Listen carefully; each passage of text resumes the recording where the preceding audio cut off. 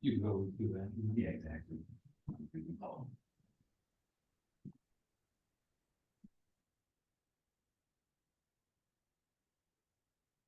And Mayor, we have Shannon available when the items come up. Perfect, thank you. Okay, it's 1:30. We call the meeting to order. We'll do a roll call. I'm the chair. My name is Mayor Todd Lands. To my left. Yes. Gus Walter, city council member. Kevin Thompson, city staff. David Kelly, City Manager. Chris Parker. Susie Holmes, Finance Director. Rob Kozlowski, Cloverdale resident. Beautiful, thank you. We will move into public comments. Public may speak on any item not listed on the agenda at this time. You have anything? Yeah, just quickly. So first, I want to thank Mike for securing the public records that I'm about to refer to, and I guess they came from work that Susie's done. So first chance I've had to meet Susie. Pleasure to meet you. Nice to meet you. Yeah. I wanted to just update the record from my point of view that there was a publicly stated amount of $100,000 collected under Measure R by the city of Cloverdale related to taxing residents' utilities bill. It wasn't 100,000. The actual Measure R collections are significantly higher, on the order of 5 to 6 times higher, which are in the supplemental information that Susie does over the last 3 years. There's 3 separate pages, but basically, last year, there was 571,000 collected. That was a year-over-year increase of 15% of the previous year. That previous year, there was 495,000 collected, and then before that, 478,000 collected. And that was based on making Measure R permanent on top of the temporary Measure O. So it was Measure O became Measure R. So what I'd like to note is that 15% increase in revenue collection during the last budget year. These numbers, I think, will move quickly from $600,000 to over $1 million annually, especially as you add another 500 plus water meters with all the construction going on, inflation continuing to rise unabated, and specifically looking at my bill and some of my neighbors' bills, the PG&E rates continue to get jacked up so high that they basically double. So the 3% means you basically double that revenue that the city is getting because of PG&E alone. And I think the paid consultants of City of Cloverdale can confirm such $1 million projections. Which, by the way, according to the records Mike provided from Susie, is that they're actually understated every year by tens of thousands of dollars. So when you do your budget, it's very conservative, and therefore you're actually getting a lot more than what you said you would when the actuals are reported by Ms. Holmes here. So I think we know the amounts coming in that are reported. How are these amounts being spent is the questions I've had. So where are these additional funds going? And that was my curiousness behind asking for a records request that Mike's been processing. As you know, City Council promised with the permanent Measure R extension of temporary Measure O that, quote, we will continue to be subject to mandatory financial audits and yearly reports to the community to ensure funds are being spent as promised.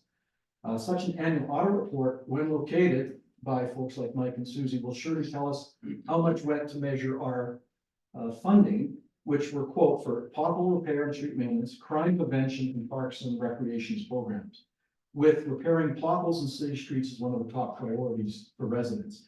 And that was the promise made by City of Cloverdale Resolution number 98-2020, signed by Bagby, Brigham, Cruz, Turner, and Councilmember Walter back, I think when you were mayor, actually, back then. So I just wait for an update on the public records related to how much is coming in and how we're spending that money, especially since we're being asked for additional taxes. That was the motivation behind that request. Thank you. Thank you. Are you going to be providing? Mayor, if I can maybe respond.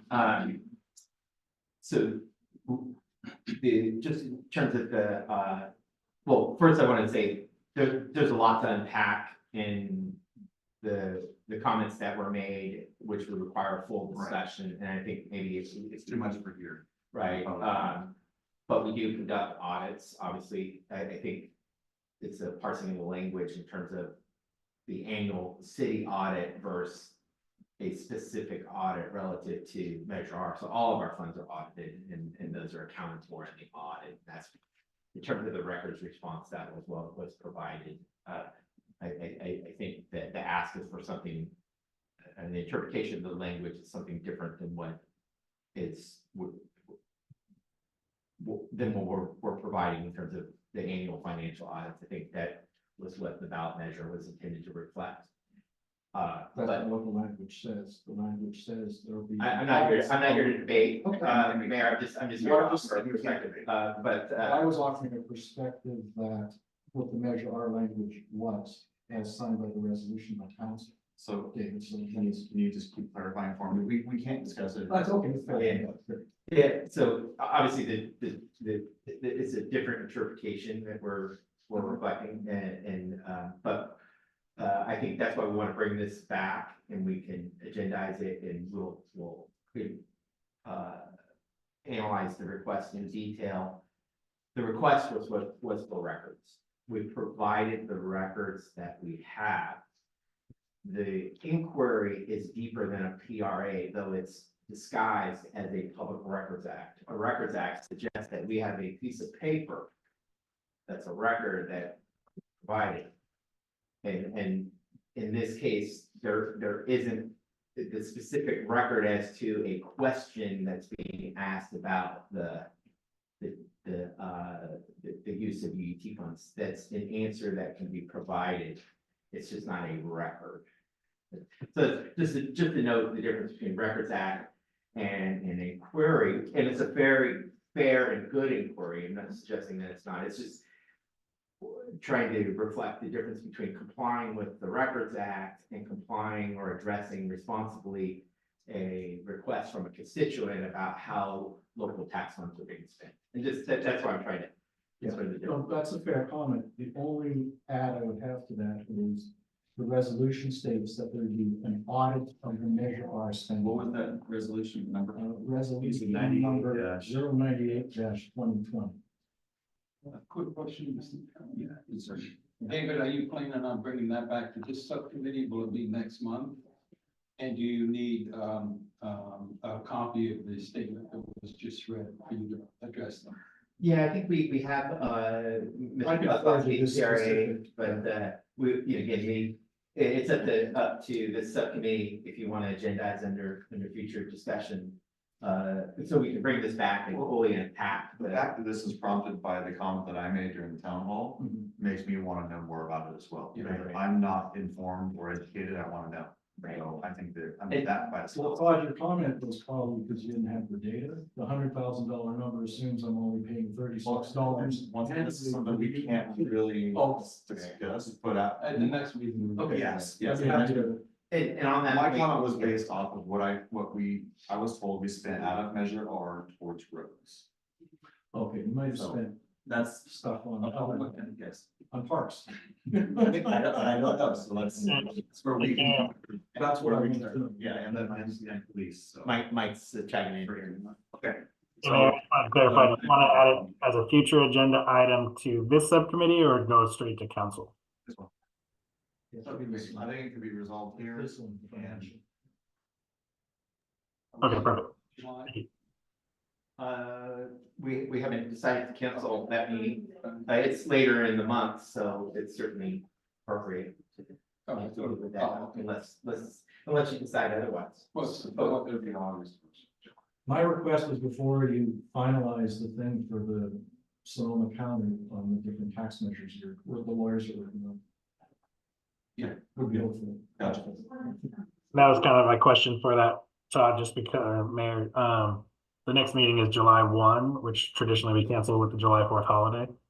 So the next meeting, if we decide to cancel, wouldn't be till August 5th, and that's what I was wondering. We could always have a special meeting. You just have a few council meetings between then. Because at that point, we would have to have this on July 1. We have to, because we have to finalize the reso in July. Yeah, I know. So then, yeah, at this point, Michael, we're gonna plan on having this meeting in July. Okay. Again, with that reso, that's very important, so we have to make sure we're on board.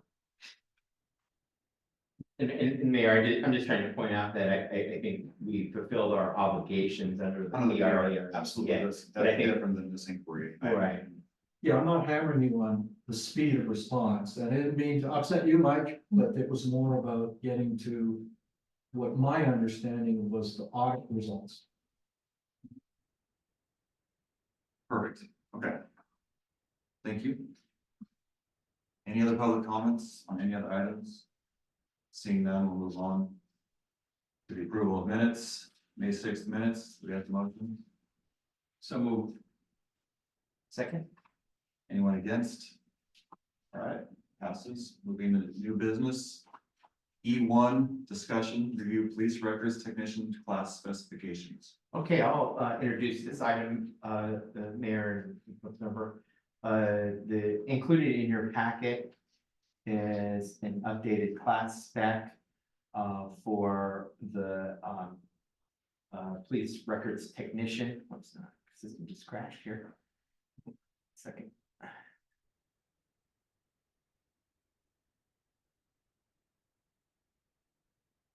We haven't, the incumbent in the position is planning to retire in July, and whenever you have a incumbent in a position retiring, it's always an opportunity to look at the job they perform and also their corresponding, the job specification.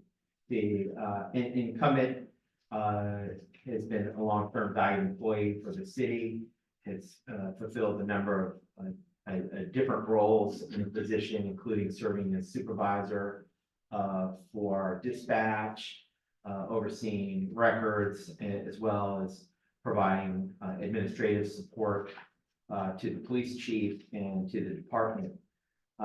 In looking at the position, we did a kind of an evaluation and job study where we asked the incumbent to look at the current job spec and identify, what remain or the key job tasks. And result of that was preparation of an updated spec, and as part of updating the spec, also looking at the current market for that position, which included doing a salary survey of our comparator cities, and determined that based on the update of the class spec, we could revise the salary accordingly by approximately $20,000 less, which would generate some cost savings for the department, and also it is a general fund position. In addition to the class spec, because the position was covered up by the unaffiliated MOU, which is really intended for staff that are kind of mid-management supervisorial roles and qualify as being exempt. Our evaluation determined that this position would not be considered exempt under California state rules, because it doesn't meet the three-prong criteria.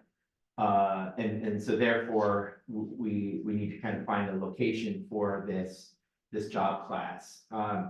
It seems appropriate that it be put into the dispatch MOU. So we've asked dispatch, the negotiators, to add this position as a covered position to CDA, and that's under discussion right now. It's been provided. They're reviewing the job spec and the corresponding salary. With that, I want to turn over to Chief. I know Chief has some interest in trying to do some cross training before the incumbent leaves. So we're trying to work on quick to get these changes updated. But Chief, anything else you want to add that is material to this agenda item? Yeah, so when we started with our HR contractor, I had to look at combining the records position with the evidence tech, do some training with that, and then that's what's in the green there. That's the rate that's in the green. Then I had to do it without, and I'm not married to either one. My overall concern was, it's 25% less than the dispatcher mix, I think it was. And I was hoping to get an internal candidate to go to that, because they're familiar with the systems, the processes, and they use some PRA numbers now.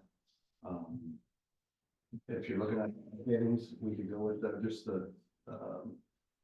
just the records tech rate, which is, which tops out at 69,000 a year. And to compare, the current, records tech tops out at 92,000. So it's quite a bit of savings there. So whichever direction you guys want to go, that would be, either way it work for me. My concern is to have someone inside apply for that position, and also they're going to be backing up dispatch as well with that, coming over until we can get dispatch back up to speed with that thing. So they have a lot of work ahead. So do I, but so I'm glad we got the study done, and so that we can focus the witness back in for that position, and to get the duties dialed on. So Chief, your recommendation is, because the study that was performed identified two options. One is a police records technician with a salary range of $56,969 to $69,246, whereas the police records and support services technician would range from $60,767 to a high of $73,863. So it's about a $4,000 increase. Yeah. With the support services technician, which puts it pretty within reach of about 3% below the salary of a dispatcher, which currently tops out at $76,315. Yeah. So the current salary for the police records technician at the top step is $92,328. So under either scenario, it represents a pretty significant savings. I think the support services would have a couple of additional key duties or responsibilities that would, boost up the salary, the total by about $4,000. Give chief a little more flexibility, still generate cost savings, but the 25% less would, of course, generate a little additional savings, but might provide a little less flexibility in terms of the roles and responsibilities. Oh, thank you. Chief, just a couple quick questions. Without giving names, how many individuals do you have that you'd like to see post for that position? I would like to see all of them post for that position, but I know one is very interested. Are they all qualified? Yes. Okay. Well, not all of them. One is not. Okay, so, all right, so you have a selection. It's not like you're taking whoever's qualified. Correct. Okay, and then, just refresh my memory, we have one leaving now, and I believe she replaced Ann. Yes. Yes. Yeah. Is there an audit procedure as they exit that position to make sure the i's are dotted and the t's are crossed? Yeah, so right now she's working on, in case we cannot cross-train somebody, so she's working on taking really good notes and stuff for the next person coming in, because she might not be there. Yes. By the time we get someone on board. Making a list, checking it twice kind of thing, what she's doing. Because there's a lot of reporting, who do you call for certain Right. reports, and how do you send what, where, going in the rims and do certain things. But I guess my question, just to back up a little bit, how do we assure ourselves that the individual that's exiting now has done things correctly? Is there an audit procedure on that? That we're keeping our records? Well, DOJ cross-checks everything. So if we send something that's wrong, they'll send it back. All right. With the collects or whatever we're dealing with, if it's something is missing or something's not coded correctly, we'll get a notice saying it's not that quickly. So she's been doing that for years, and so, we don't have any issues. Like with RIPA, there's some, RIPA, when first RIPA came on, we had to report that stuff, and it was a little shaky there at first. But, something got dialed in. So, but they'll let us know. The agencies that we deal with, they'll let us know if it's reported correctly, if it's not, if we're missing some numbers. Okay. You know, we were really low in some months, and so DOJ said, hey, your numbers are a little low, what's going on? Mhm. Yeah, with nothing wrong on our end, they were just double checking. David, am I hearing you correctly that we can't really make a decision until the bargaining association concurs with our recommendation? Well, yeah, it's a great question, Councilmember. I think in terms of timing, you know, we do obviously need to garner the support of dispatch, whether they'll accept the position, but I think you know, they, as part of their review, they may offer some comments or perspectives. So we think we did a pretty diligent job of, you know, studying the position, making it, revising, that's a management right. So, you know, ultimately, we'd like to see council, you know, assuming the finance committee supports, you know, bring it to council and supporting adoption of the updated class spec. But it would be wise for us to try to, as quickly as we can, get the support of CDA so that we can bring their concurrence forward with the proposed adoption of the class spec and the associated salary range. I think they're kind of looking at it because it's an opportunity for them to add a position, which, you know, strengthens their organization. I think probably they would lean towards the chief's recommendation of a slightly higher scale. I don't think it's advantageous to make it a higher paid position than a dispatcher, based on roles and responsibilities in our analysis of the spec. So. Well, are we gonna wait before we start the interview process? Yeah, we would, so we went ahead and posted it with the acknowledgement that pending council approval and approval by the Cloverdale Dispatch Association. But this was just an opportunity to gain interest by staff. And kind of one of the key differences is I think for it, you know, again, this would be open for all city staff, so you know, we could have a non-dispatcher apply for that position that's within the city. But from a dispatcher position, looking at this, it's an opportunity to move to maybe what's a more rigorous schedule, working maybe night shifts to a more standard day shift schedule. So there's some advantages for certain folks to work, to have a more routine schedule, I think. Yeah. They would do a chunk of it to do that. Thank you. What does the support services technician mean? What is the difference? It said, you know, you have a salary for place records, and you have salary for. That's adding support the, services. that's adding the evidence tech portion of it. And there's And that's, yeah, we would recommend our HR person final of that. And then, And Shannon, anything, when the mayor asks a question, if there's anything you wanna add, just maybe raise your hand and flag the mayor here. Great, thank you. I think Chief just answered that question, though. It's adding the evidence tech to that. and then I know that we have another person that's retiring in, I think, November. Are any of those duties that person does currently going to be something this person should support, that we should put in there, like any type of fingerprinting or anything needs to go on? So I know that's always something that's difficult for people to get in with here. Yeah, I thought in the job description that did list on live scan. Okay. Is that correct, Shannon? Yeah, I see it. It's I haven't under, seen it, but but I think it's may perform latent processing in comparison. Is that the appropriate That's professional? it's the same. wait, is it? That's Yeah, you're fingerprint.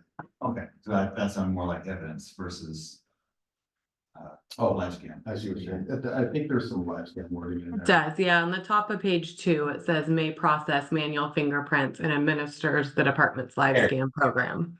Perfect. Okay. That's what I wanted to see. I heard was, because that's really the only duty that I didn't see anybody filling. That's great. Oh, yeah.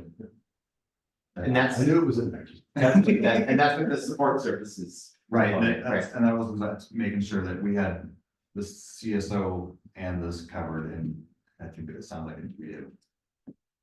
So, anyone else have any other comments on this? I love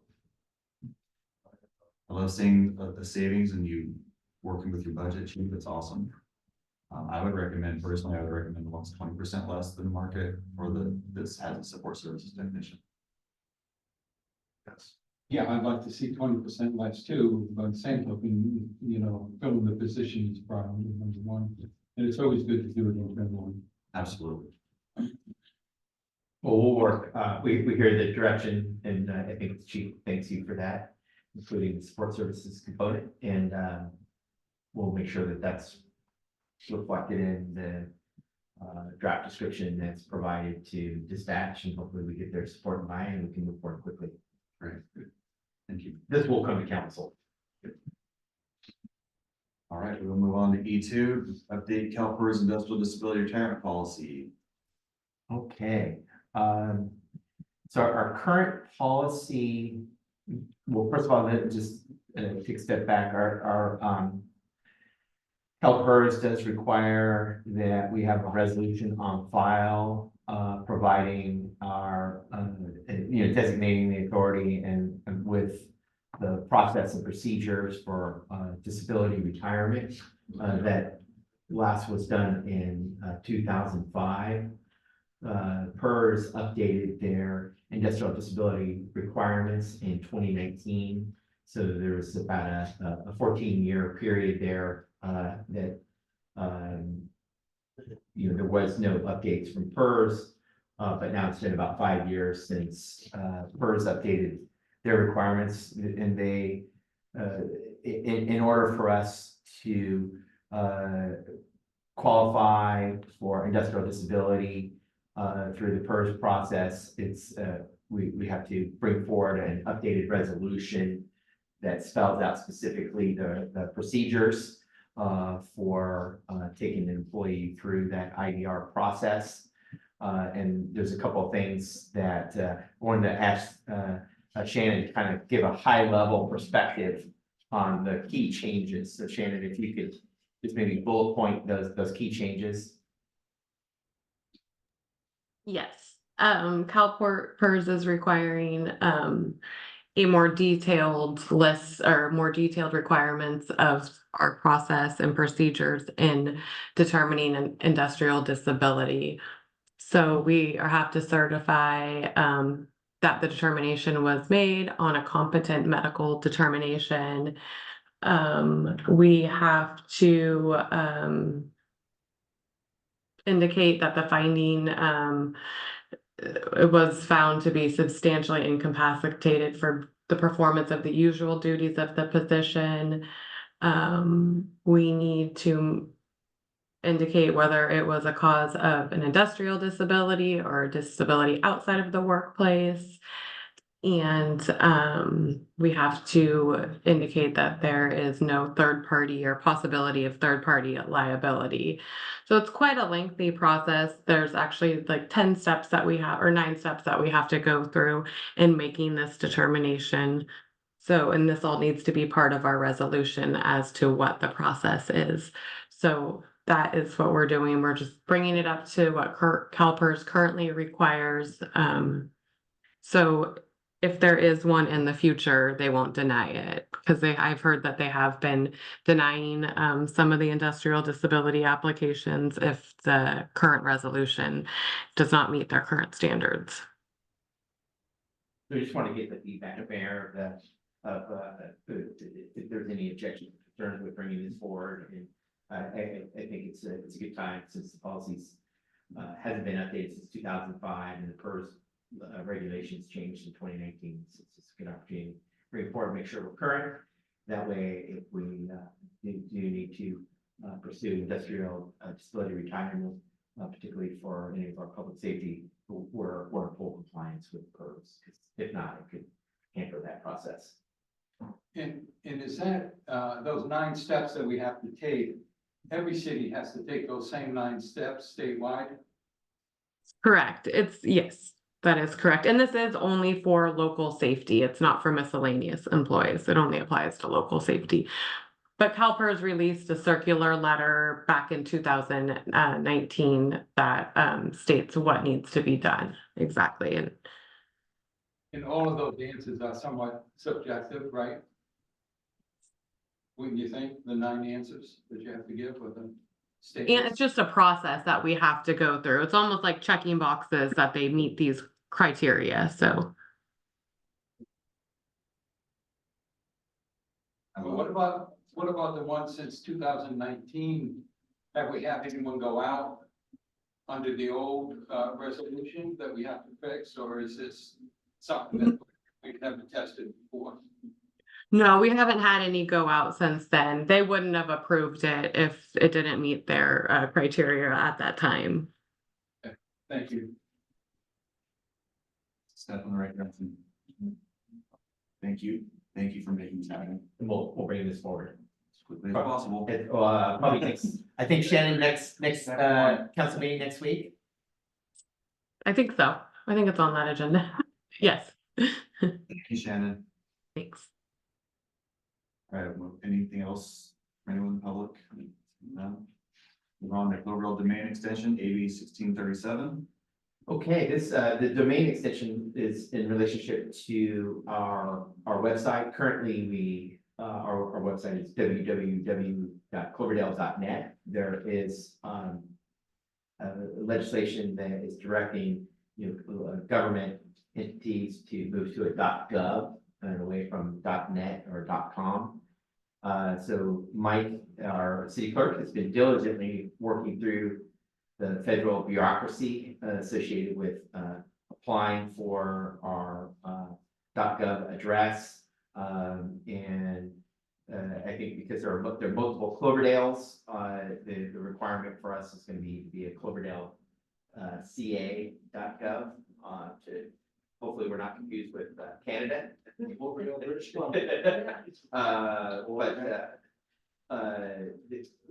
Mike wanted to provide an update, and he's also seeking some feedback from the subcommittee on a couple of options. So Mike, you want to go from there? Sure, thank you, David. Yeah, as David mentioned, this is a requirement of Assembly Bill 1637. So we have to have a top level domain, which is like it has to be a .gov, but a top level would be cloverdaleca.gov is what we secured. And I'm also looking at securing cloverdale.ca.gov. You do them through 2 different government entities. I haven't received that second level domain quite yet because I'm in the application process for it. My goal is to secure both, but then I'm looking at our council and staff direction or recommendation for which one we want to go with as our primary. So you can either do the top level domain, which again would be cloverdaleca, one word, .gov, or just cloverdale.ca.gov. Part of the Assembly Bill also requires that by January 1st, 2027, any public local agency that maintains public email addresses have to switch those over to the same thing. So we would do that basically at the same time we do the migration. The migration would take a while, and we're going to be very strategic about it because we have some time, because there's so many programs and software systems that staff uses internally, and doing that switch overnight, everything from business cards to our website. I mean, it's not just a click of a button. It's going to take a lot of work internally. So I just wanted to mention that regardless of the direction, it's going to take some time, but it is something that we've been interested in doing, and now we're forced to do by, again, not till 2027. But I was curious basically which direction we'd like to go, cloverdaleca.gov or cloverdale.ca.gov, just so I can start to get my ducks in a row for either one. I don't really care. I'll take recommendations from you and the rest of David and Kevin, which you recommend. The only thing that I'm going to ask you to think about is keeping cloverdale.com and cloverdale.net, which we have. I'm just concerned that if those are left out there somewhere after they expire, somebody else grabs them, that, it could look like a legitimate website. Yeah, and we can definitely make it to where if we kept cloverdale.net, I've spoken to our website host provider being Civic Plus. they're willing to, you know, we can add as many of those as we want, and they just direct you to our main page. So whether you put in cloverdale.net, cloverdale.ca.gov, cloverdale.ca.gov, whatever option we go with, the naming convention on that, it'll all bring you to our website, to our host site. So it's kind of more logistical of which one we really want to advertise and use as our brand going forward. I personally would have preferred just cloverdale.gov, but they wouldn't allow it. I'd go with cloverdaleca.gov just because it's less dots that people have to put in. And it's because like right now, when we tell somebody our email, for example, mine, mmaloney@ci.cloverdale.ca.us, it's very confusing. We want it to be whatever, like if it's cloverdaleca.gov, my email would become mmaloney@cloverdaleca.gov. We want it to be the same as our website is, my goal is to have that consistency. So Okay. we'll have, like you mentioned, we'll have all three or go to our host page if somebody types it in wrong or they, Google it or something. But as far as what our brand is and what we're advertising and marketing and utilizing, I just wanted some direction on that. All right, no, that was all. I just wanted to make sure we continuously hang on to the .com and .net. So otherwise, I don't really care which one we use. Unfortunately, we don't have cloverdale.com right now. Somebody else does. I think that's why we moved to a .net. I just go with. I'm sorry? He said you don't have .com, you only have .net. Oh, we only have .net? Yeah, cloverdale.com, I believe, another entity took before us. It was before my time, but I imagine that's why we don't have it. Yeah, the reason that happened is when the web pages first came out, somebody in the area bought up Hillsburg.com, Cloverdale.com, bought up all the .coms, and then tried to hold the city's hostage to pay for them to have them released. And that's when we came up with the .net. Right. I'm looking at it right now. It does look like it's available, but it's exactly that. We'd have to pay for it, and who knows what the ransom price is on that. The lucky thing with the .govs is that it goes through, like David said, the federal process, and you have to, like I had to go through a pretty long, extensive verification process to get us allowed to get a .gov, so people won't be able to take those from us. Good. Either way is fine. I like it with less dots, Mike. And hopefully British Columbia won't be emailing me with all their concerns like they are now. It's always fun to decipher if it's really us or someone else. So going forward with that, I'll probably, we might move this to a standing item or at a later date if there's an update as far as the migration goes. But again, that's going to be months and months out. But we'll keep it posted. Any other comments? Public? Nothing? All right, thanks, Mike. Moving on to the city treasurer position. Okay, just a quick background on this. This is mainly here to provide an update and get your feedback. In the 2022 elections, the city treasurer position was left unfilled. Nobody pulled papers to run. There was no candidates, and therefore that position remains vacant. Our city clerk has been discussing with the register of voters how to address that vacancy along with the city attorney. And it appears, because it was a 4-year position, that it just remains vacant. Because kind of the question was whether this would need to be placed on the 2024 ballot or not. And it sounds like it doesn't need to, though we may get a request from the ROV to seek a candidate. But at this point, there's kind of two options. One, put it on a future ballot to eliminate the position, or appoint a person to serve in that capacity. And I think from my perspective, many of the roles of the city treasurer are embodied in what's now our finance director position. So I think that might be an option, would be to go ahead and appoint the finance director to be city treasurer. The primary role of the city treasurer, it's been fulfilled, is signing of maps usually, it's tenant parcel maps, tenant subdivision maps and those types of maps that ultimately get recorded with the county. But I don't know, Mike, anything else you want to add based on your perspective from the kind of the ballot issues associated with this position? Not, I mean, you covered it pretty well. I do think that it's kind of an antiquated position. Most other cities have already removed it. Like David mentioned, the only way to eliminate it completely would be through a measure, whether we do that in 24 or wait till 26. Regardless, it is a vacant position, so it, people could go for it. There's a cost that I'm working out with the ROV as far as, if people do pull papers for a position or if we decide to appoint before or after. I'm trying to get a little bit more clarification from them. And we're working with our city attorney on that as well.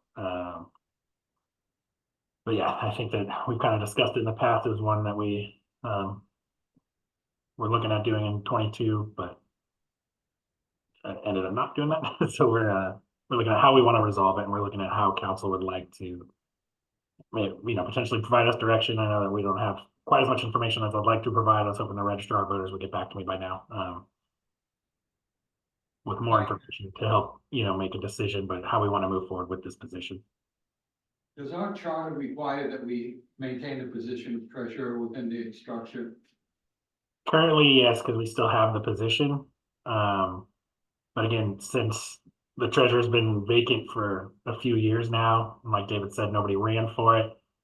We could have appointed the position, but like David mentioned, it doesn't really have any duties anymore because those duties have since gone to a finance director. And that's what most cities have done.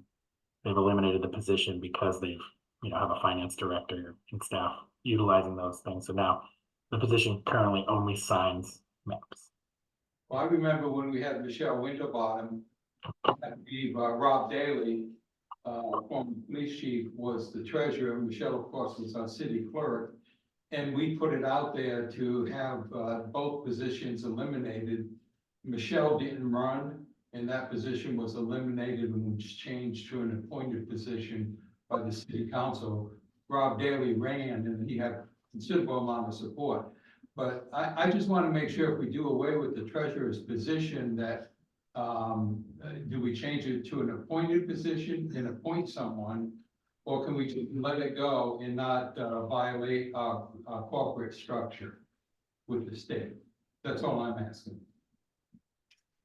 And I think we'll need the city attorney to review more closely on that. I think wanted to bring it forward because Mike was hoping to have an answer from the ROV. What we were trying to avoid is additional costs while putting that position on the ballot.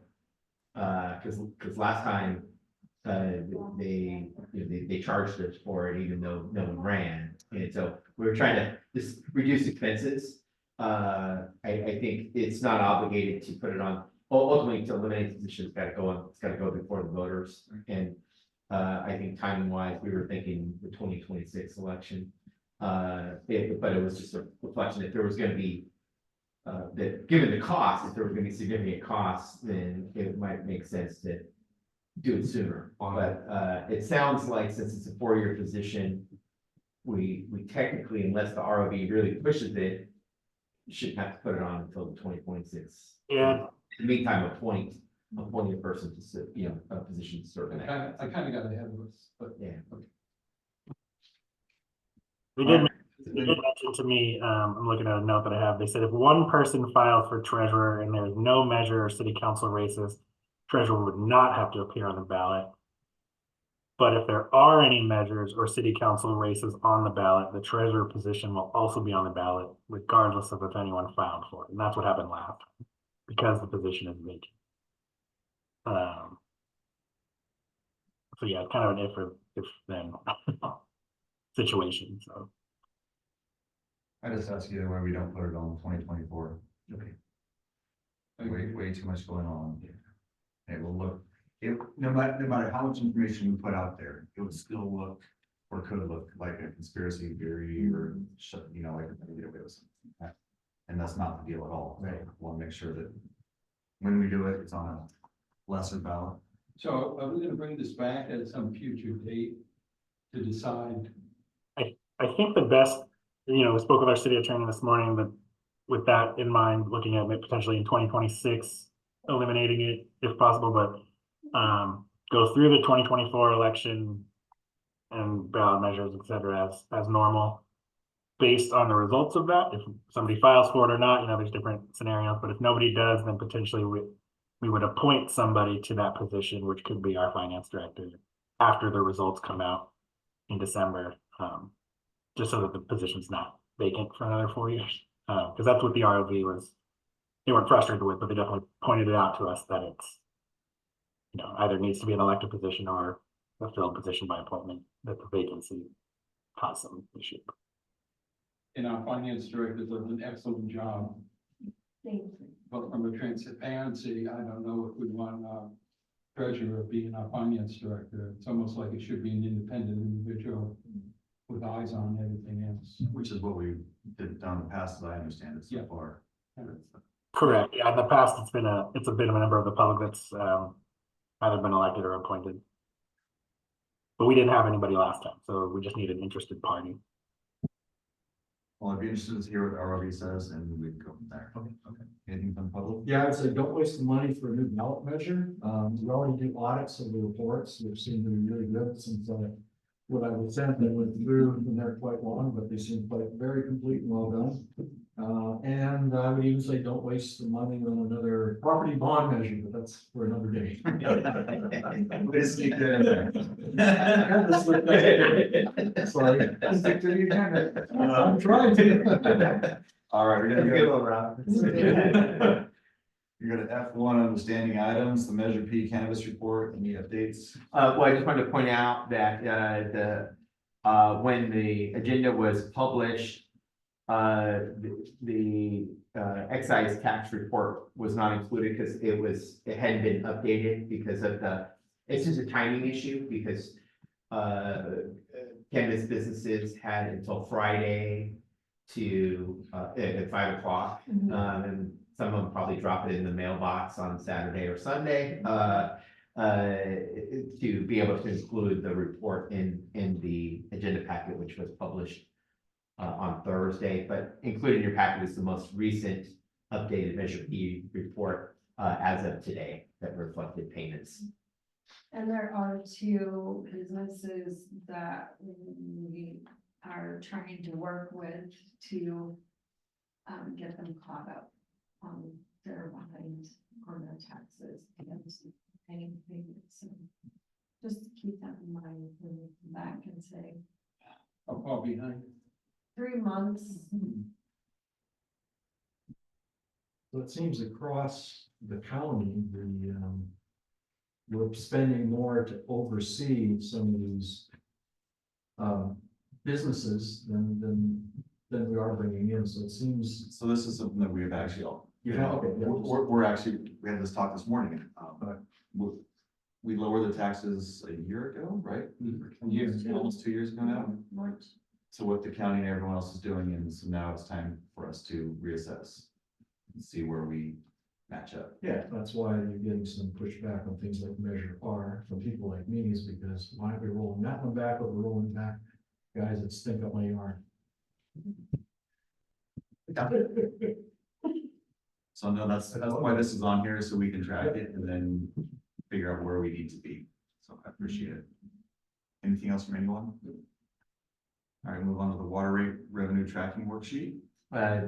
Just the updated tracking worksheet is included as an attachment in the packet. It identifies the water rate revenue by fiscal year for a total of 5 years, including the current year, so you can see the trends for the revenue over time.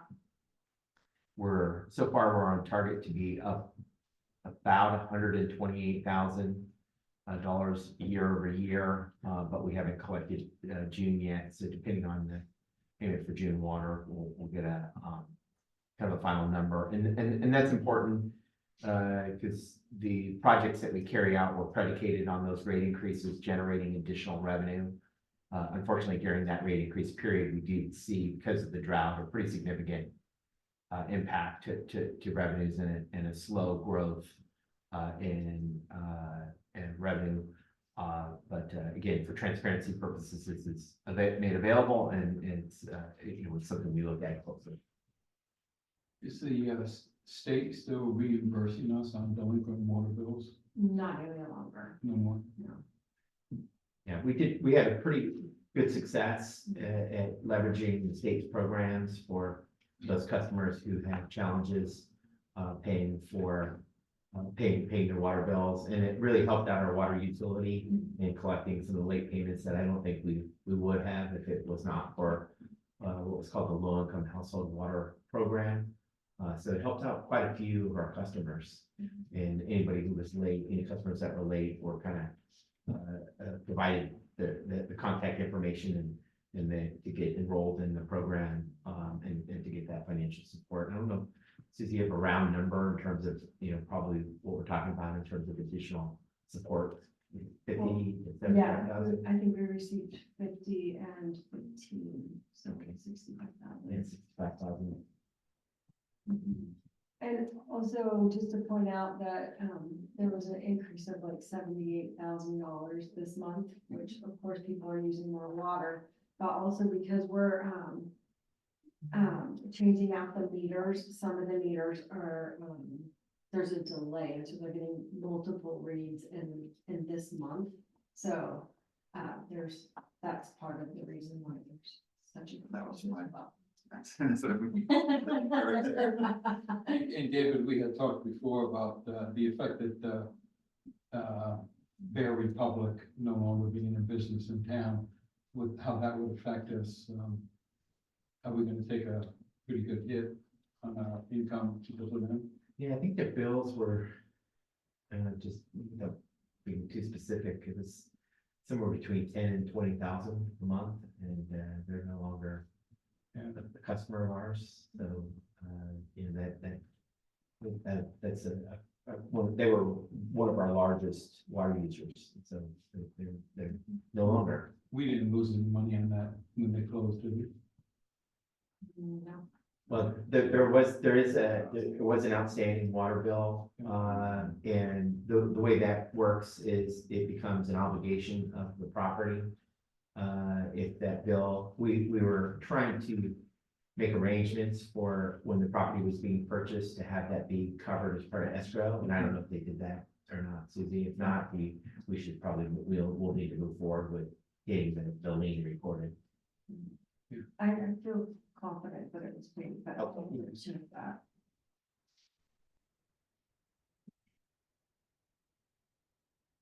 Well, is it projected that the 500 new meters coming online over the next little while will make up for Bear Republic and the fact that we're recovering from drought usage levels and conservation? Or Where do you get the 500 number first off? So just how many will all these construction, there's Baumgartner, there's new apartments going in along South Cloverdale Boulevard. So right now, I don't know if you want to. Is there a projection of how many meters you're getting? I'm talking about this This is next a little under fiscal year for Yeah, water. it's not 5. It's a little under 200. Okay, And they're still a ways off from being. even for the next fiscal year? Because you start in Yeah, July. right, Baumgartner will be next fiscal year, but the officer apartments won't be next year. Okay. Fiscal year. And the apartments right now, they're at 90, I believe. So what was their buildings, 90 units they're building, is that correct? They're building 101 plus 65 down at, Okay. down at Baumgartner. There's another 75 in Austin Road, but those aren't, they haven't even building from it yet. Do those make up for Bear Republic or, you know? We have a line analysis, we have to. Okay, no, I'm Yeah. just curious. And I've had discussions with residents about it, because where we sit now relative to where we sat historically. I think what happened with the drought is a lot of customers implemented conservation measures, whether it was converting irrigation systems for turf to, drought tolerant plants, using more efficient systems, plumbing systems. We've seen a significant reduction and water usage, overall. 10 years. Yeah. It's been going on. Well, and then the requirements and the reporting is way up. Right. As well from the state, so our costs are Substantially. way up. And we've seen, nearly tripling the cost for chlorine and alum. Well, that's what I was gonna ask is, 2020, we were at just under 3.5 million total. And this year, we're gonna be in that same area, so over a 4-year period, seeing inflation of over 20% or around 20%, we're still hitting the same numbers we were 4 years ago. Not that bad. Conservation. Yeah, Yeah, the impact of the We drought. weren't allowed to water the lawns, wash the car, clean the driveway, anything. well, see, that was our high point was in 2020. Oh, And then it dropped to 3.3, then it went up to 3.6, and now it's down to 3 point, about, maybe go up 3.6 again. So it's seems to be hovering quite well for considering inflation and how much we're spending more now in the past 4 years. That's all I was getting at with that is. Yeah, we've definitely, I think, maybe where you're going with this, Mayor, if you kind of compare and say, well, we're up about 300,000. Well, we've seen cost increases more substantially than what we've collected in additional revenue and within the.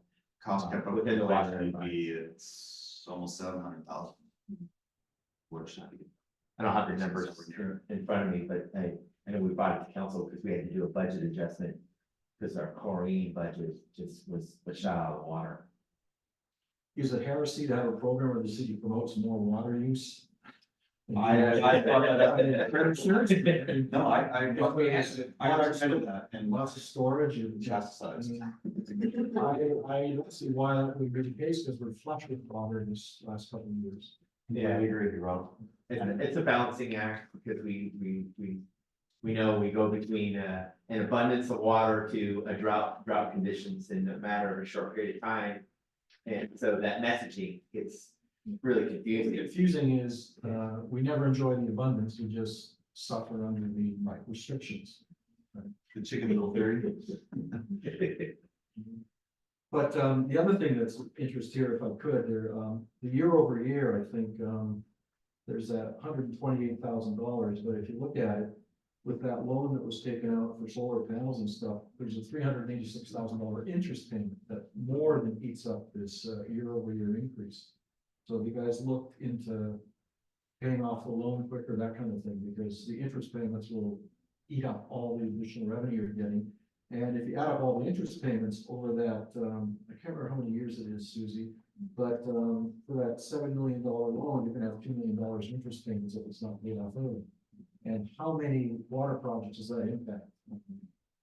So that's also food for thought. For sure.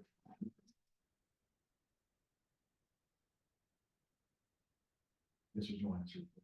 Oh, I'm sorry. No, I'm not sure that I remember how many, I think it's a 20-year loan, but I don't, just hesitate to say because.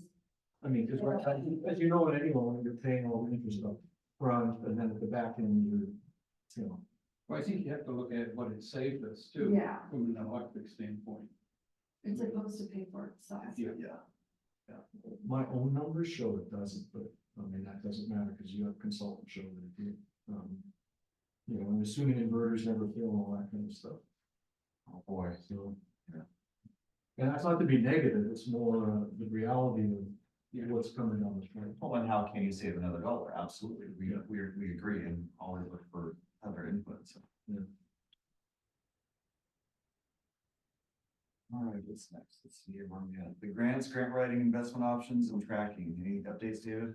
No, it's the most recent grant tracking worksheet was added to the agenda packet, and we continue to look at every funding opportunity closely and see where opportunities there are to fund projects. We know that almost always they come with substantial obligations and don't always fit perfectly into our operations, so we have to be creative, but we're really being diligent about looking at grant opportunities, and that the tracker helps us to keep track of a lot of the funding. That's included in the packet. So David, that new well, it's supposed to be done this year according to what you posted on the web, the 1.246 million this year. Is that on track?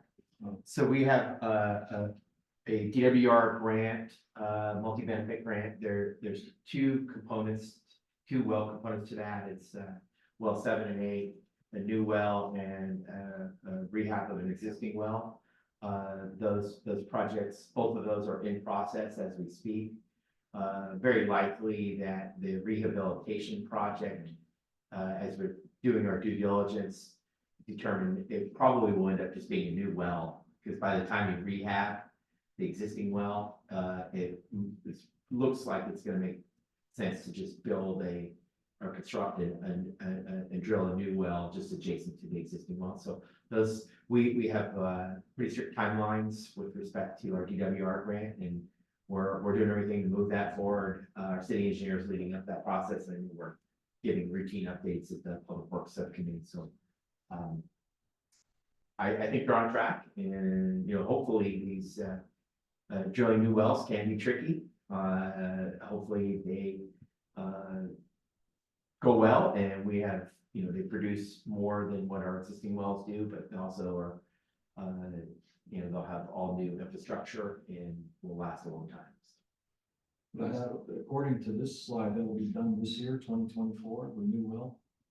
It's not going to be done by the June of this year. This fiscal year. No, it just says 2024. Calendar year is your document. Yeah, I think our grant deadline, is December of 2025, and I think that's what we're targeting. Will that still be well number 7, the rehab one? Yeah, it's well 7 and 8. We'll still keep it 7, okay. Yeah. So I was referring to the new well, WA 062. I think you might be looking at the CIP or the water rate study. Whatever came off the web today when I was. Yeah, the water rate study, just for reference, is a little different. That project actually was identified to be paid for with impact fees. We right now are focused on implementing the grant project with well 7 and well 8, rather than go out and building a whole new well. Again, with the hope that that these wells are gonna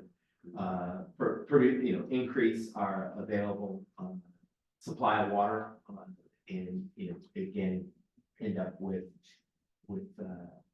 2 newly constructed wells rather than one rehab. And we believe we want to do that, obviously, because we're obligated to do that in our grant funding, and evaluate at that time whether we want to continue moving forward with the new well that Mr. Kozlowski's referenced. And I just want to point out that that's not embedded in the rate study. It's shown, but it was proposed to be funded with impact fees, and therefore it has no effect on rates.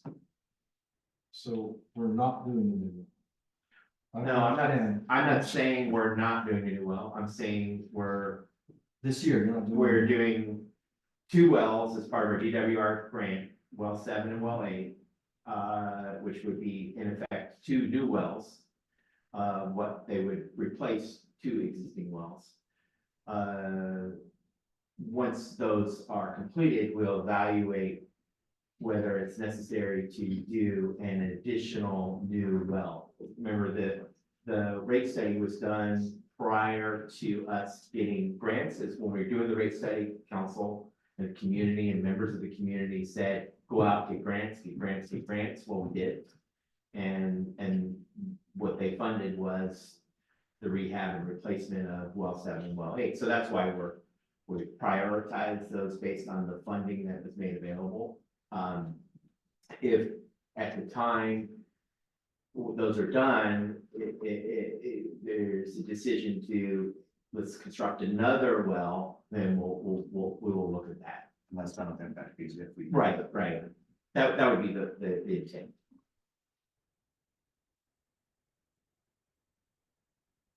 I mean, we want to ensure, because part of it is just ensuring that we have adequate infrastructure to meet the demands of our all of our customers, but including any new growth that is occurring.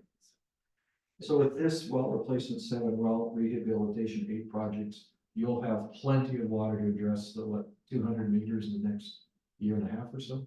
Is Yeah, that- I mean, there's sufficient, because we've done a capacity analysis, and we determined there's more than sufficient water to serve our ultimate population identified in our general plan. I think, part of the issue is we're in this uncertain environment, is making sure, we've got resiliency built into the system. And, having additional water supplies, maybe looking at other locations, just adds to our overall resiliency as a system. There was this long-term thought of putting another well across the other side of the river. But that comes with its own additional operational requirements, infrastructure requirements, right-of-way acquisition. And there's a lot of uncertainty too about drilling in those locations, so it's not to say it's done. We want to kind of get this done, because obviously again, the timelines, and then evaluate and, in the context of lower demand, does it make sense? I mean, those are the things we have. And does all that take into account what James Moore presented about the potential of Cloverdale being at risk, like Hillsburg, for constrained flows on the Russian River going forward or is that a whole new area to worry about? That's a whole new area that no one has any clue on yet. Yeah. And then Because James, it was in a way, for some perspective, a little bit alarming, right? Because if there's no water. In a lot of value ways, of property. that we have no rights and you have no anything. But that's where things like the well across the river, Right. With Greater Sulphur Creek, how do our water rights go from that? Right. And there's different things we don't know, that he admittedly said he didn't know the answer to. That's fair. And so it's. And in terms of fees and stuff for Cloverdale residents, do we have representatives going to the Santa Rosa Plain groundwater sustainability project coming up in terms of, will there be another fee on our water bills to support the area's groundwater plans? That's coming up on June 13th. That's not, We're not that- impacted by this. that's the Santa Rosa Plain, which is. Yeah, it's on Stony Point Road, having a big meeting there. Right, where that's in relationship to groundwater and looking at those well water users in that area, and whether they're gonna be assessed a fee for Using the. helping, develop a management plan under the Sustainable Groundwater Management Act. And so you don't think that reaches us, Dave, in terms of draining our groundwater for the wells, or? I think they're disconnected. I think we're part of what they call Northern Sonoma County or Alexander Valley Basin. Now, they're at some point, what might be interesting about that is to track and see where it goes, because that model may be deployed here should we become what they call an impaired water basin. That groundwater basin has been declared impaired by the State Water Board. Ours has not, so we haven't had to move in that direction of preparing a sustainable groundwater management plan.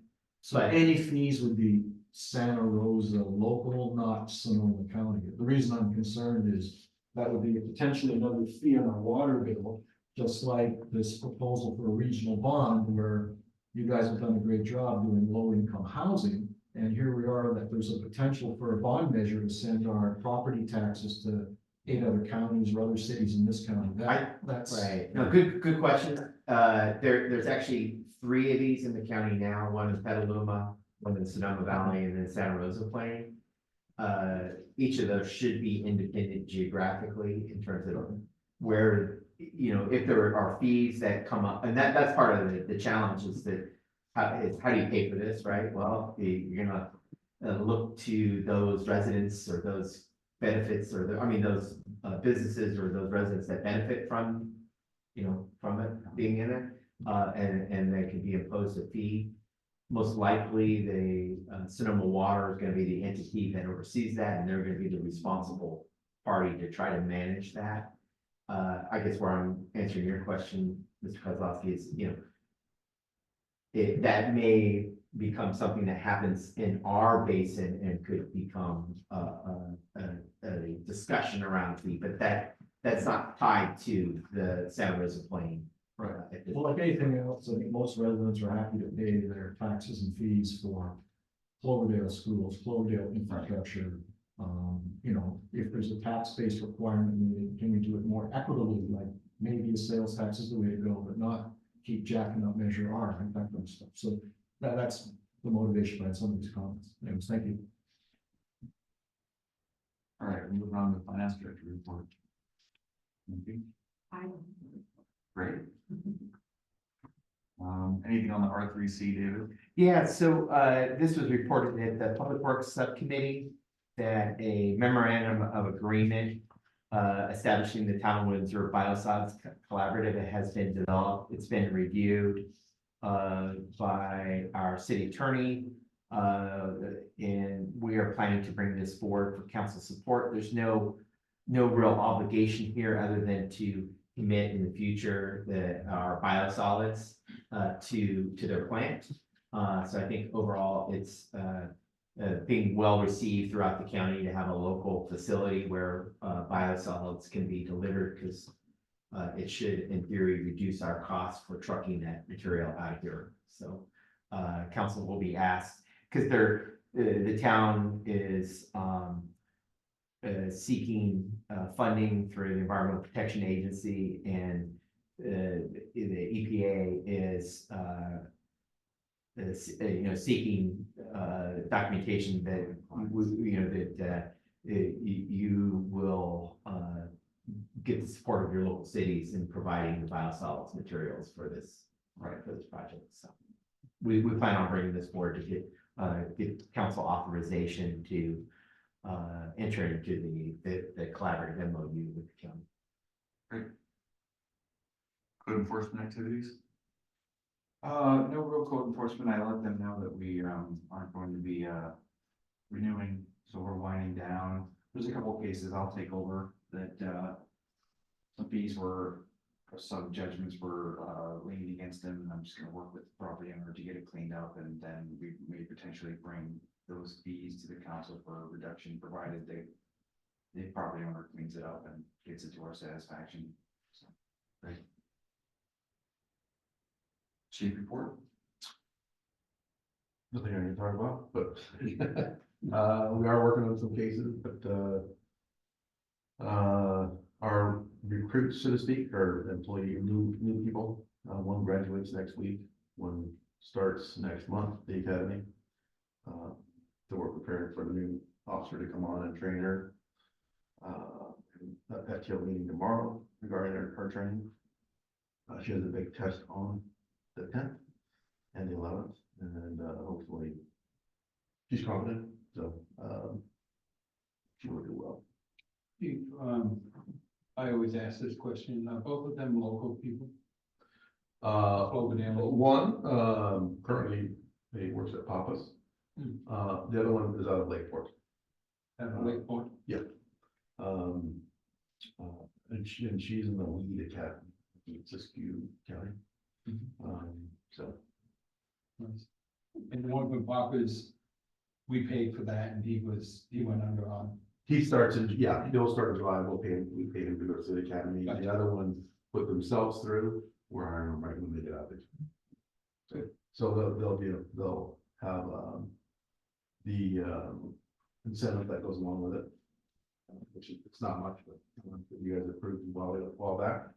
And she's excited to come on board, so I talk to her often about her status and giving her support into the academy and all that stuff, so. That's pretty much it. We are working on some big cases, and you're gonna hear from us here pretty soon. So I'll let you guys know before that. How's the graffiti? Any problems? Not, it's our last round. I got a Facebook message about the bricks out at Ferber. Still kind of not.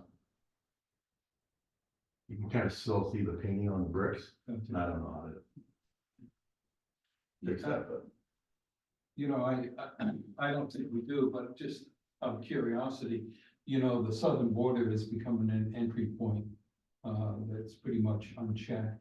Are we seeing any overfill from that up in Cloverdale area, Sonoma County? Would you know? I wouldn't say so. We have a lot of the, farm workers here. Mhm. And they're actually. They're housed. Yeah, they're housed and, they're here to work and then they go back. But I haven't seen any, I've seen an influx of unsheltered folks. But they're, I don't believe they're Hispanic or. Well, I'm just, all we hear on the news is Texas, Arizona, all these people coming over the border, going to these towns, living in these towns. Are we seeing any overflow from the southern border No. in our city at this point, No. or in this county of Sonoma? No. County, I can't attest to the county of Sonoma, but not in Cloverdale. Okay. Um, Yeah, and I'm just curious, I mean, if that starts, I guess we have to figure out how we're gonna handle that. What do we do? Yeah, Cloverdale is not a destination for most. So, we just don't have the. We want to be a destination, but for, Yes. for tourists. Correct. I understand. Yeah, so. Any updates on the scooter ordinances and education things? Yeah, so we put the 2 flyers out for the bikes and scooters, electric scooters, that's on our webpage, we sent it to the schools. Ricky's out there today, just back off vacation, doing the SRO thing, and so he's contacting kids on scooters, no helmets on bikes. Reinforcing that and contacting their parents. Gave direction to the Washington school principal on how to deal with it when they come onto their property. I did talk to the superintendent about how to deal with it, and he wasn't sure, should he say something, should not, I said, say something. And then we'll follow up with that, but yeah, so we're talking several different fronts. Great. There is a helmet law, even Yes. scooters and all that. Chief, the next thing, the number one thing I get contacted for is speed and people driving recklessly, burnouts in the intersections, things like that. Is there any way we could do some type of strategic locations with not just the speed trap, but maybe start writing tickets and do some more positive enforcement? Yeah, we could do that. And have it directed at, certain areas, Franklin Street, Foothill, wherever you see the influx. I mean, and we can warn the public and say, hey, look, we're going to do this, and you're going to be ticketed for it. And really start creating the deterrent message out there. Yeah, the only, if we're talking radar, those areas, those residence areas aren't, you can't do radar open. We can do like stopbound enforcement and seatbelts and all that stuff, but, radar enforcement, we can't, because there's no, Visual speed estimations, yeah, we do reckless driving and, you already talking about the front, so by Ferber. And there's a few around town. We did catch one of those guys last week, Friday Night Live. Cited them for everything under the sun. One did run from us. We didn't catch them. We terminated the pursuit because it was unsafe. But yeah, we could do directed enforcement, and target speeders and those things. I know you get a lot of complaints from the people in the high school area, down Jefferson Street. At certain times of the day. Yeah. So maybe just the visual, and then, there's a lot of on my street, and I hate to use my own area, but Hillsburg Avenue, you see them 35, 40 miles an hour, no stopping at stop signs. And there's parks there, there's kids there. Yeah. I know Foothill's really bad as well in certain areas. So just, something I want to try to relay a message to, first off, to the public that we do hear you. Mhm. And second off to those that are doing the violations, that we're going to get you. Yeah, more often than not, we get complaints about stop signs and stuff, and so we'll go out and do those enforcements. And we catch the person who is complaining. And I even joked about that with our brother. But we know. But what, it is what it is, and No, maybe we're coming for you, and if you were the one, well, you were the one. Oh, did Dave get one? Everyone that complained.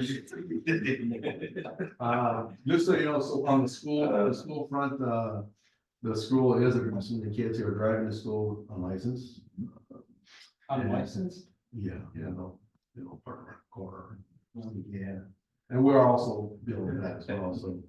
Or, never mind. Yeah. You can see it, it's not, We are. Parking way over there. Spots are there. Yeah, you can tell. And another thing I brought up to David and Kevin, and I'm gonna ask as a future agenda item for the Public Works Subcommittee, is a stop sign on Jefferson Street. And I suggested Fourth Street as the cross, where it's a four-way. And we already have two of them stopped, or another person asked for Third Street, but it's only a T intersection there. Hmm. Fourth Street would divide it up two blocks and 2 blocks, but I would It's recommend confusing. when, Is this the one to give up the stop? so that when it does go to the Public Works Subcommittee, you can chime in on it, weigh in on Yeah. it, just to, if it's something that you think would be helpful, and if so, where. It needs to be consistent, you just don't. Yeah, you can see the stop sign, but is this one of the intersections, or is it not? Right. And I mentioned that at the Public Works Subcommittee, there was direction to evaluate the boulevard, the pedestrian crossings at School Street and North Street. And we're working with W-Trans on a scope that we could also include in that. We should just add, looking at this, if they're gonna study it, look at adding that stop sign on Jefferson and Fourth. That's a probably quarter mile plus stretch of residential that people are getting 40 plus on. Well, the only good thing is it's all full of potholes. You got. Slow down. Yeah. I don't know how people go that fast on it. I guess when you're 16, you don't care. Yeah, license. There's no, the one on commercial, I think it's a root coming out of it. Oh, my gosh. Well, there was one in Washington that's fixed. Yeah. Is this a new one on commercial? Was it commercial? I thought it was commercial, Oh, but it could be Washington. I remember getting that sucker. Yeah. It was a root. Pushing it. Kind of like a police bay door. We need to drive down the road. Woo-hoo. That's all good. We're driving right now. Can't stop you. Ooh. Oh my goodness. Good one, David. Gotta get my heart. I was waiting for that. We gave you a couple. First time of the year, Christmas story for 2024 is. One first. All right. He's gonna give me back. Yeah. Anything else, chief? No. All right, anything for the cannabis ad hoc meeting under the future agenda item? But this, I think, request was by Councilmember Walter, was to look at the cannabis ad hoc meeting, so just, we want to put it on here as a future agenda item and see if you want us to move forward, with that, any direction you want to give us, and do we've discussed having it as part of this subcommittee or having it be following, and if so, I mean, our next meeting is July. It sounds like we're going to kind of focus in on that the Mr. Kozlowski's item, but from our perspective, we're not sure really what the outcome is that the group is seeking, and what's the merits of having an additional ad hoc. But again, we just want to get your feedback on this. Well, I think that that came about because of comments like we're hearing now about, public input as far as how the money's spent. I mean, we all know we collect it from the general fund and we spend it. But I think part of the initiatives for for the user utility tax and for the cannabis, part of that deal was we were gonna have, and I could be wrong, a civilian review board that was gonna once a year look at things to see what we did with the money that came in. And I know we don't have specifics, but it would be nice if we could say, you know, it went towards sidewalks and streets and a percentage of the general fund was dedicated to that, however we word it. But I know it's gonna really be important coming up with the sales tax initiative. People are gonna wanna see that we're gonna spend that money for what we said we were going to. And it's not so much for us, it's for the future, you know, 8, 9 years from now, when we have different council members. 20 years from now, when we have a different city manager and assistant city manager. You know, I mean, are they gonna adhere by the same guidelines that we promised the voters when we asked them to support it? So that's why I wanted to make sure. I know on one of them, I think it was on the user utility, I think we had even selected some individuals. I think Mike Nixon, Nina, some other movers and shakers in the community at that time. So that's why I wanted that put on there to look and see if that's what we promised. Our municipal code does say that the council will appoint by June 30th, 2025, an oversight committee for the UUT. Oh, when is it? 2025? Yeah, June 30th, 2025. Oh, okay. Well, we need to get that out there, you know. Good thing you remember it, because I know. So I just looked it up the other day. Yeah. So I don't know if that helps, but that's why I recommend we do something. Yeah, and I think we can, in preparation for the next meeting, bring forward, all the kind of measure R items so that it's clear with a report on, you know, our measure R revenues. Because I think, Mayor, what you were referring to when you said that was in additional revenue. Yeah, Just he was talking about how much more revenue you've collected. Because that's about on target, but there's a lot of nuance in that, so it's not just simply, it's easy to say. you received 100,000 more, but also there was an audit finding where someone had to back pay 90,000, so that shows up as a huge increase. I mean, there's a lot of moving pieces, and then And there's a lot that I don't know, and so when he brought it to my attention, I'm like, well, if I'm wrong, I'd like to see what, you know, what are the true numbers? That's. But wasn't it about 400,000 that we had anticipated on the user utility? I think we anticipated 450, 450? and we received 579, but Yeah. 91,000 of that was. The back. An audit. Well, to hear Rob talk, I mean, that thing's gonna be $1 million before we know it, but he's talking about water. Did he say something about it being on the water bill? He does, and he when he opines as he does, he says these numbers will quickly reach over 1 million as another 500 plus water meters are added, but the UUT doesn't apply To water. to water, and we've made that clear that it doesn't. And we have a low income hardship format to follow too, can't we? A senior. The Senior senior. discount, yeah, exemption. on the Yeah. UUT, right? You know, it's been out there for quite a few years. It would be good to do a true up and take a look at it and see where we're at and see how it's been spent to show and prove it. Yeah. Look, Right, transparent, absolutely. here it is, moving forward. But, and we'll do that, we'll bring forward the, you know, background, documentation. We used to do annual Measure O reports. Yeah, and I think we didn't, at least from my perspective, I thought we had a reprieve from that until 25. Yeah, until 25, and then we would start it again. And even if we broke it down to percentages going out based on the percentage coming in of the user utility. So in other words, if we got 400,000, what percentage of that to the general budget for the expenditures, and then tie that into the streets? I think we could back into a number, because we spend everything in based on what we do with the streets, so. So the candidates ad hoc, just, do we want to keep this on future? Or I think we do until we have solid numbers of where our percentages should be. Okay. Since we dropped them down, I should see what we spend and how much we get back in.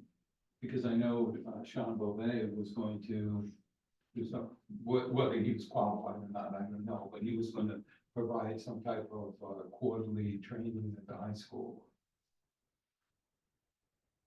We have made a whole lot of promises to get that thing passed. And there's a lot of training and education that isn't done, and then I don't know if it's costing the city money at this point, that's what I want to know. So if we have to raise the percentages, I'm sorry for the businesses, however, the amount of time you guys put into them, Especially.